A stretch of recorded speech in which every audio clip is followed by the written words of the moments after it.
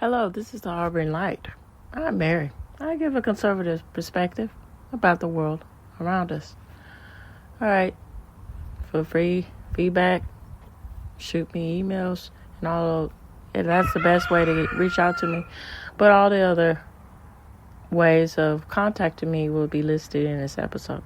All right, so some of the audio platforms, Spreaker, Spotify, Pandora, iHeartRadio, Amazon Music, just to name a few. All right, so this episode is all about New Zealand and the fashion. Here we go.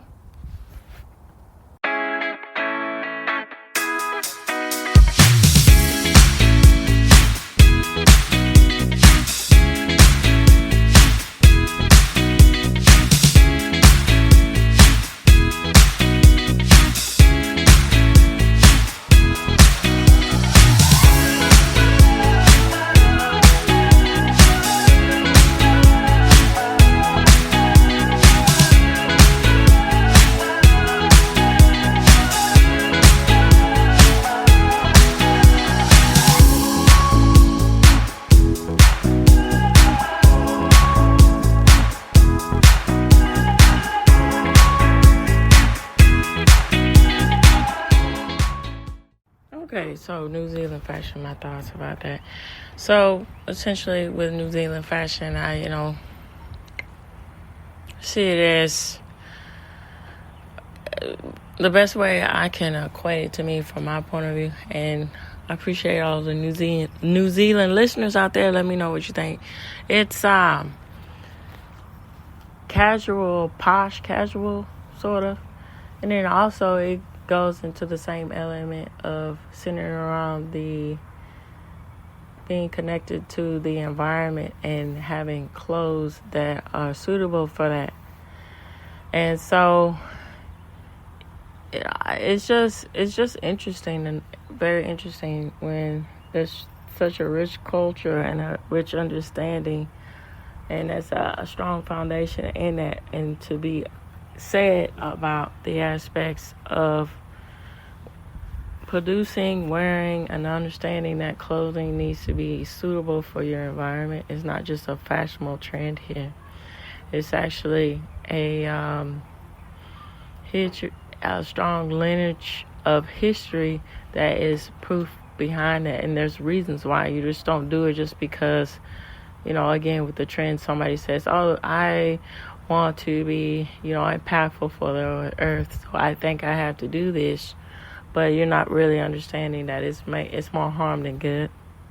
So, it's very unique to, again, reiterate the aspects of knowing and understanding where your items are coming from, where your products are coming from, specifically with textiles, and getting into the depth and the history about the aspects of textiles and how they evolve in our concept of clothing and fashion of today here. And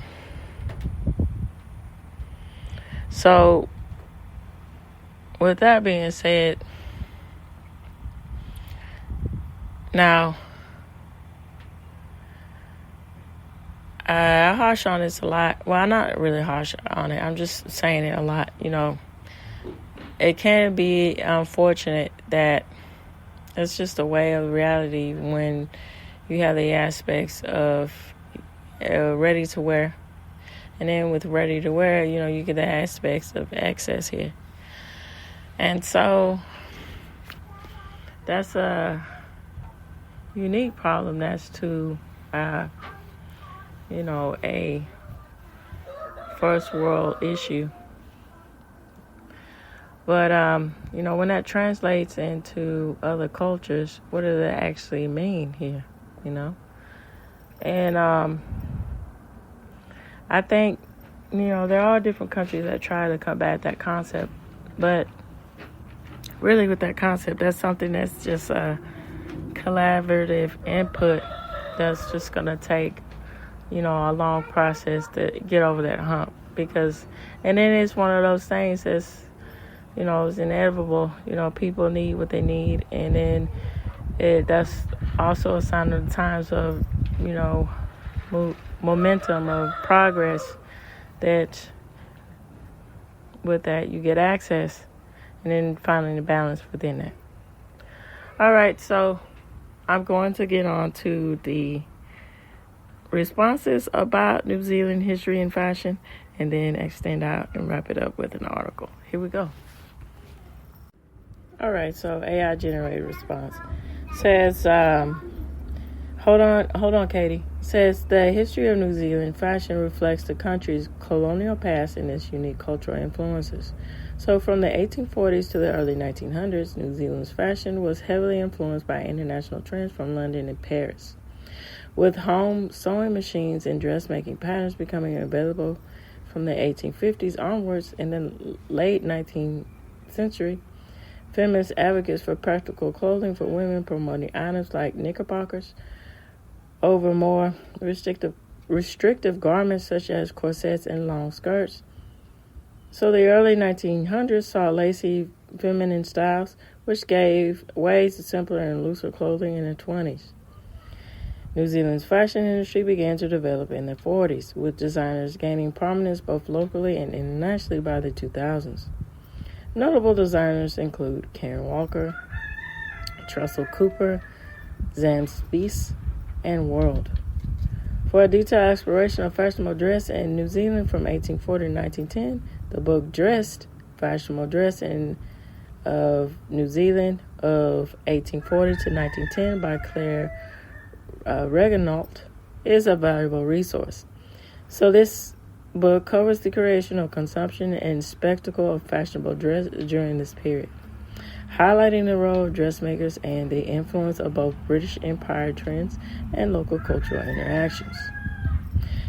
Dressed, Fashionable Dress, New Zealand from 1840 to 1910 explores the development again with also featuring 300 images of dresses and accessories from museums throughout New Zealand. Fashion in New Zealand has evolved over time, reflecting changes in society and technology, as well as the country's unique cultural context. All right, so I'm going to get into some more thoughts and then wrap it up with more aspects about the history.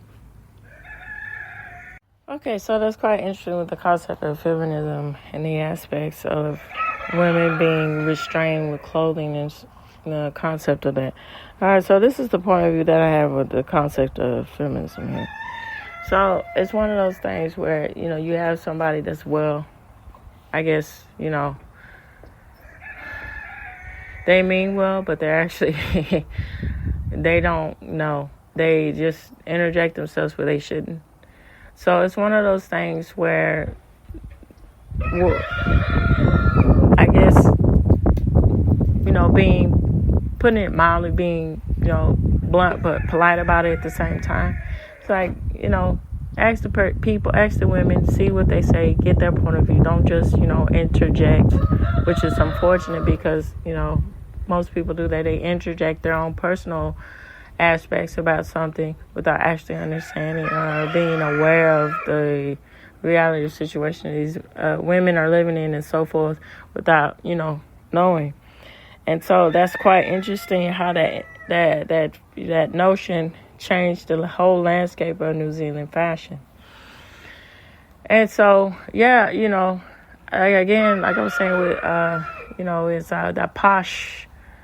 it's that posh, casual style. It's very influencing, and it's quite interesting with the aspects of the powerhouses of Paris and everything. When when Paris is being influenced the New Zealand fashion, that's intricate in how, specifically with the style of dresses and everything of them coming to their own in the 40s, with the way women's fashion look, the intricate embroidery and the detail, the meticulous detail, attention to detail is very adamant in the aspects of New Zealand fashion at that time and moving forward too. It's quite interesting with that concept. All right, so I am going to get into another article about New Zealand fashion and wrap all that up. And wrap everything up with that. Okay, here we go. All right, so of course the source will be provided for you in this episode, and bear with me with the pronunciation. Just forewarning on that with New Zealand terms. All right, so it's entitled Story Clothes. So clothing and identity. So clothing is one of the most immediate ways of communicating identity. European clothing is the dominant mode in New Zealand, as in many other parts of the world. So national dress. New Zealand doesn't specifically have a national dress. So customary Marlborough clothing is the only form of dress that is distinctive to New Zealand. So clothes give the snippet manner and honor to official occasions such as royal tours and state funerals. In Europe, national dress evolved from peasant or folk styles and was linked with nationalist movements. Many of these forms of dress, most notably the Scottish kilt, were brought to New Zealand by migrants. So subtle details like the Paktika, New Zealanders traveling overseas. In the 19th century, these included a piece of greenstone on a man's watch chain. And in the 20th century, this is equivalent to the Ponamanu pendant. So it is a particular pendant there. All right, cross-cultural clothing. With European settlers, the Manaru men and women, especially those living near mission stations and town settlements, began wearing European clothing. One way this was obtained with European clothing was a payment in land transactions. So Maori men and women wore European clothing in a variety of ways and on their own terms. So many outfits blended as the respective European styles. So Maori designs had been an impact on European clothing in New Zealand. A widely used motif is the spiritual crow, a form based on the unfurling fern found that represents new life. So criticism of this motif.